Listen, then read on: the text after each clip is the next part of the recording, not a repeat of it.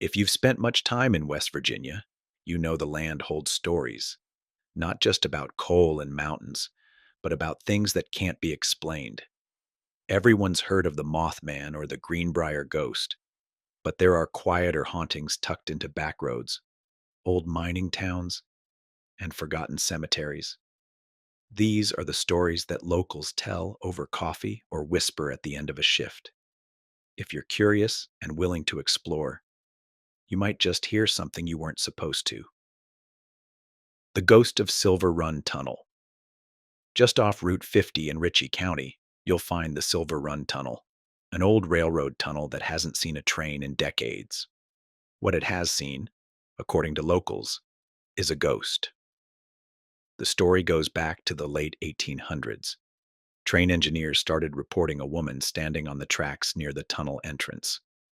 Dressed in white and unmoving, she would appear out of nowhere and just as suddenly vanish. One report came from an engineer who swore he hit her, but when he stopped the train and ran back, she was gone. No sign of injury, no footprints, just silence. There are no official records of a woman dying on that stretch of track. Some say she was on her way to a wedding. Others believe she was unalived and left near the tunnel. Either way, several people over the years have claimed to see her, always at night, always alone.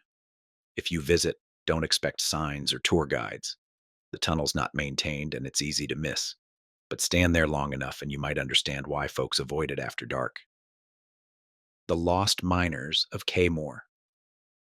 Deep in the New River Gorge near Fayetteville, the remains of Kaymore Mine cling to the hillside.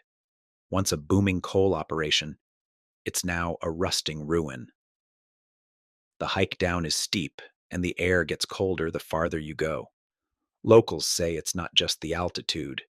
Old miners who worked there claimed they sometimes heard voices echoing from shafts that had been sealed off. One man, a foreman back in the 1950s, said he saw lights in a closed tunnel and went to investigate. He found nothing, but the lights kept returning, flickering like lamps swinging in the dark.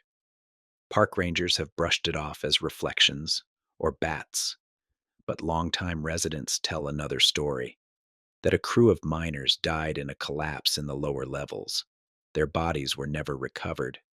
Some believe the lights and sounds are the spirits of men who never clocked out. Today, the site is part of the National Park Service. The hike to the mine ruins is about a mile, and well worth it if you're into history or the paranormal. Just keep an eye out when the fog rolls in. The Weeping Woman of Stotesbury. Stotesbury is barely a town now. Once a thriving coal camp in Raleigh County, it's down to a few houses and a church. But near the old rail yard, there's a story folks still talk about. The Weeping Woman. She's said to walk the tracks just before sunrise, head bowed, hands clasped like she's praying.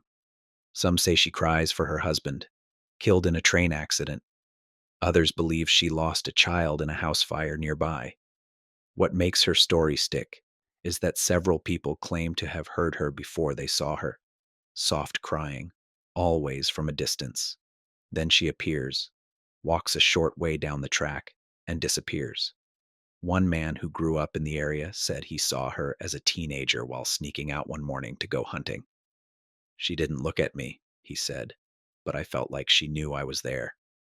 There's no marker or monument, but if you ask around in Beckley or other towns nearby, you'll find someone who knows where to look. The Spirits of Droop Mountain Battlefield. Droop Mountain in Pocahontas County was the site of a Civil War battle in 1863. Today it's a quiet state park with picnic tables and hiking trails. But at night, park workers and visitors have reported strange things. Some say they've heard drum beats in the woods or smelled gunpowder with no one else around. Others talk about a soldier in gray who stands near the observation tower before vanishing into the trees. One park ranger, who worked there for over a decade, said the strangest thing he saw was a campfire burning deep in the woods, with no one nearby. When he went to investigate, the fire disappeared. Not burned out, he said, just gone. If you visit, go during the day. The view from the top is worth the trip, but ask the staff if they've had any odd sightings.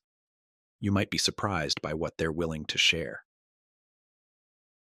You might wonder what keeps these stories alive. Why do people still tell them? Part of it is tradition.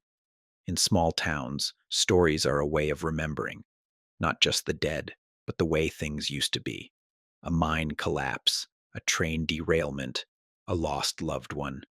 Those events shape a place. The ghost stories grow from them. But there's more.